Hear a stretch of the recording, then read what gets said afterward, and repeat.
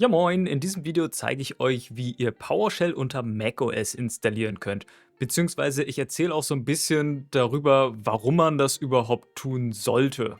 Also der Hauptgrund wäre für mich im Grunde ganz einfach, wenn ihr ansonsten auch viel mit Microsoft-Technologien arbeitet, vor allen Dingen mit Microsoft Cloud-Sachen, also zum Beispiel Microsoft 365 oder Azure. Denn die PowerShell bietet verschiedene sogenannte Module, die verwendet werden können, um bestimmte Sachen zu automatisieren oder skriptbasiert zu konfigurieren. Wenn ihr in einem Unternehmen beispielsweise Microsoft 365 verwendet und dort einen sogenannten Tenant habt, dann gibt es für diese organisationsweiten Einstellungen manchmal gar keine Optionen in der grafischen Oberfläche, die ihr sonst mit dem Browser aufrufen könnt, sondern da müsst ihr mit der Konsole, und zwar dann oftmals per PowerShell, da reingehen, um die Einstellung zu ändern. Und wenn ihr sonst als eigenes System normalerweise dann ein Apple-Gerät verwendet, also mit macOS drauf, dann macht das natürlich Sinn, auch da dann einfach diese Verwaltungstools, die PowerShell zu installieren, um da mal die Einstellung zu ändern, anstatt dass ihr irgendwie eine virtuelle Maschine mit Windows verwenden müsst oder ein separates System, wo dann Windows draufläuft und da dann erst die PowerShell drin. Und die meisten dieser Sachen, die funktionieren dann auch plattformübergreifend. Also diese PowerShell 7, die man sich installieren kann unter macOS, die funktioniert dann im Grunde genauso unter Windows oder auch unter Linux. Es kann manchmal sein, dass diese zusätzlichen Module, die man sich installieren kann, dann nicht mit allen Betriebssystemen funktionieren. Ich habe das zum Beispiel schon mal erlebt, dass dann ein Modul für die Verwaltung von SharePoint Online, also auch Microsoft Cloud, dass das dann unter macOS nicht funktioniert hat. Also es kann schon sein, dass man manchmal vielleicht dann doch wieder ein Windows-System bemühen muss. Und ansonsten, ich persönlich bin auch einfach PowerShell-Fan. Ich finde, das ist eine coole Shell, funktioniert so objektbasiert, also da muss man nicht unbedingt immer komplett Texte konvertieren und hin und her schieben, sondern kann da ein bisschen anders mit arbeiten. Aber darum geht es ja auch grundsätzlich in dem gesamten PowerShell-Kurs, deswegen will ich jetzt hier nicht zu weit ausholen. Falls euch das interessiert, die Playlist ist ja auch irgendwo verlinkt zu dem ganzen Kurs. Die eigentliche Installation von PowerShell unter macOS ist dann relativ unspektakulär.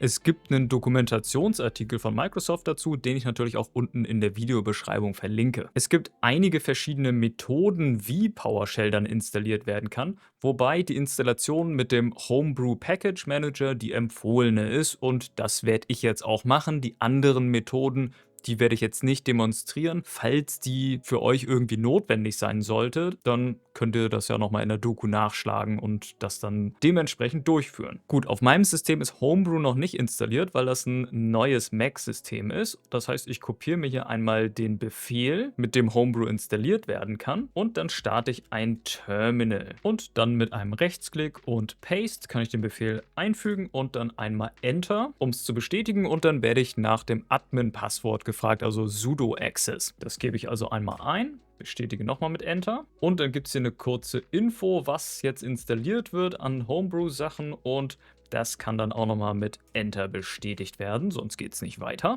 Okay, cool, die Homebrew-Installation ist durch, hat so ungefähr 3-4 Minuten gedauert, würde ich sagen. Ich schneide das hier natürlich so ein bisschen zusammen in der Videobearbeitung, dass ihr euch das nicht so reinziehen müsst. Und dann für die Installation der eigentlichen PowerShell gibt es dann noch einen separaten Befehl, den kopiere ich mir jetzt hier auch nochmal aus der Dokumentation raus. Zurück ins Terminal und ich füge den Befehl hier nochmal wieder ein, bestätigen mit Enter.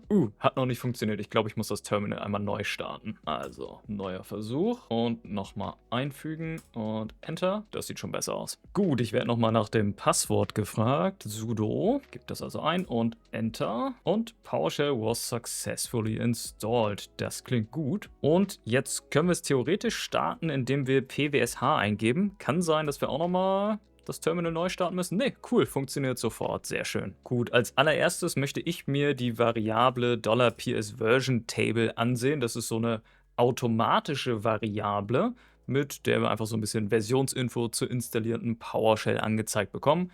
Jetzt ist das hier gerade 7.5.4, was die aktuellste Stable-Version von der PowerShell ist, während ich dieses Video hier aufnehme.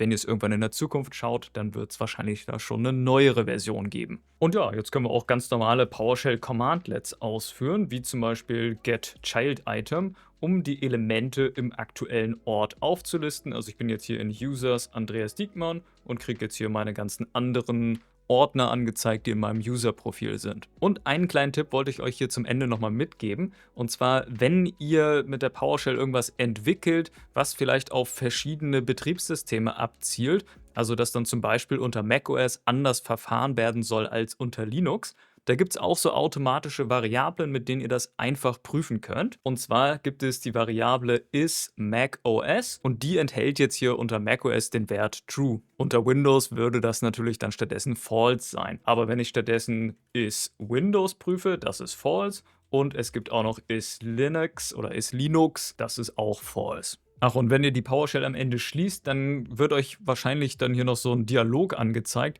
dass im Terminal noch ein Prozess läuft. Das liegt einfach daran, dass das eigentliche Terminal ja grundsätzlich läuft und dann läuft da drin der PowerShell-Prozess und es sieht dann von außen so aus, als würde da die ganze Zeit noch ein Prozess aktiv sein und deswegen wird zur Sicherheit nochmal nachgefragt. Für mich passt das, aber ich hau die weg, terminate. Und ich hoffe, ihr fandet das interessant oder nützlich. Falls ja, lasst auf jeden Fall ein Like da, abonniert den Kanal für weitere Videos, wie zum Beispiel die nächste Folge hier im Kurs, wo es um die Vorteile der PowerShell 7 gibt, also so im Vergleich zu Windows PowerShell 5.1. Und die Playlist zum gesamten kostenlosen PowerShell-Kurs hier auf YouTube verlinke ich hier unten. Wenn ihr noch Fragen oder Feedback habt, dann schreibt gerne einen Kommentar und ansonsten danke fürs Reinschauen, haut rein.